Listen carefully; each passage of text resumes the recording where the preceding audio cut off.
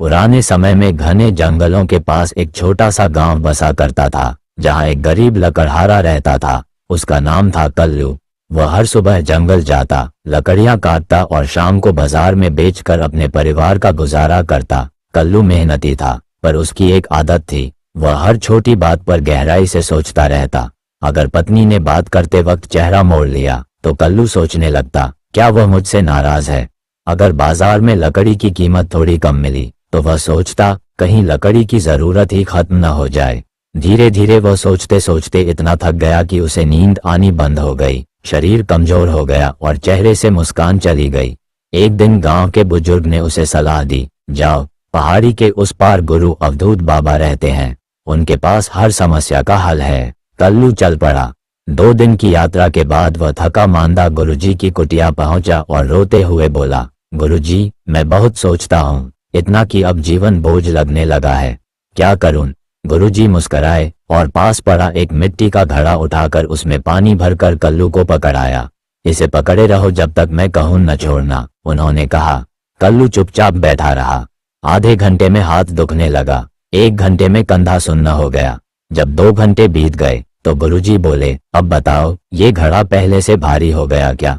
कल्लू बोला, नहीं, लेकिन अब इसे पकड़े रहना मुश्किल हो रहा है। गुरुजी हंसे, यही तो है चिंता का खेल, वह हल्की होती है, लेकिन जितनी देर पकड़े रहो उतनी भारी हो जाती है। कल्लू कुछ समझा, पर पूरी तरह नहीं।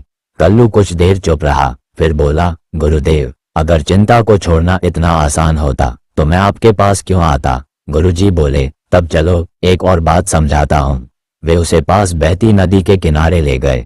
वहां बैठते हुए बोले, देखो इस नदी को, ये बिना रुके बह रही है, इसमें चाहे गंदगी आए या पत्थर, सब बह जाते हैं। लेकिन अगर हम एक घड़ा गंदगी से भरकर इसमें डालें और उसे पकड़े रहें। कल्लू बोला, तो गंदगी हमारे ही पास रहेगी। गुरुजी बोले, तुम्हारी चिंता भी वही है, बहा दो तो तुम साफ हो जाते हो, पकड़े रहो तो गंदगी तुम्हारे भीतर रह जाती है। फिर उन्होंने कल्लू को एक काम दिया, 7 दिन तक हर चिंता जो मन में आए उसे एक कागज पर लिखो और इस मटके में डाल दो, बस लिखो, सोचो मत। कल्लू ने वैसा ही किया। हर दिन जब चिंता आए उसने बस लिख दिया और छोड़ दिया। 7वें दिन गुरुजी ने वह मटका खोला और पूछा, कितनी चिंताएं सच में घटी। कल्लू मुस्कुराया, एक भी नहीं। गुरुजी बोले, तो जो कभी हुआ ही नहीं उसके लिए तुम इतना परेशान हुए।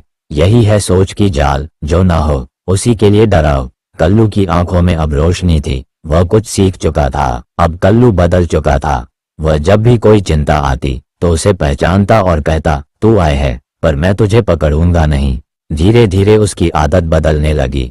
एक दिन विदा लेने आया तो गुरुजी ने कहा, कल्लू, सोच बुरी नहीं, लेकिन हर समय सोचना यह जरूर बुरा है। सोच औजार है, मगर अगर इसे हर वक्त चलाओगे तो खुद को ही काट बैठोगे। कल्लू ने हाथ जोड़कर कहा, गुरुदेव, अब मैं समझ गया हूँ, समस्या सोच में नहीं, सोचने की आदत में है। गुरुजी ने आशीर्वाद दिया, जाओ और दूसरों को भी यही सिखाओ। गांव लौटते वक्त कल्लू का चेहरा पहले से अलग था, हल्का, स्थिर और प्रसन्न। अब जब भी कोई व्यक्ति चिंता में डूबा होता तो कल्लू उसे वही पुराना घड़ा और मटका देता और कहता, लिखो और छोड़ दो। गांव वाले अब उसे बुद्धिमान कल्लू कहते थे, वही लकड़हारा जिसने चिंता को नहीं, अपने जीवन को पकड़ना सीखा।